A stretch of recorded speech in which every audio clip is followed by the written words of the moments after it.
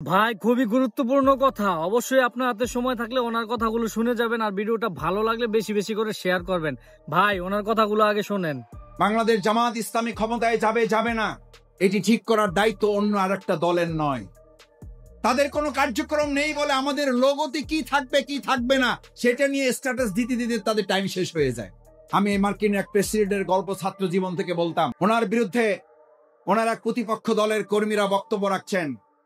ওই প্রেসিডেন্টের কর্মী তিনি তার প্রেসিডেন্টকে বলছেন, আপনার বিরুদ্ধে এত গরম বক্তৃতা দেওয়া হচ্ছে, এত গালিগালাজ করা হচ্ছে, আমাদের এখন যেমন গালিগালাজ করা হচ্ছে। ওই গালিগালাজ চলমান ছিল তখন। বললেন যে আপনি কেন পুলিশকে নির্দেশ দিচ্ছেন না তাকে গ্রেফতার করার জন্য? প্রেসিডেন্ট বললেন 3 কারণে নির্দেশ দিচ্ছি না। আমাদের আমিরে জামাতে কর্মসূচি করেছেন 3 দফা।